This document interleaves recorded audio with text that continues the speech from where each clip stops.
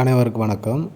நம்ம அந்த வீடியோவில் அஜிலண்ட் ஹெச்பிஎல்சியோட டிஏடிவிஎல், அதாவது diode array detector variable length, இதோட பேக் பேனல் பார்க்குறீங்க. ஸோ இதுக்கும் பிடபிள்யூடி டிடெக்டருக்கும் என்ன டிஃப்ரென்ஸ் அப்படிங்கிறத தான் பார்க்க போகிறோம். இதில் வந்து 2 அனலாக் போர்ட்டு கொடுத்துருக்காங்க.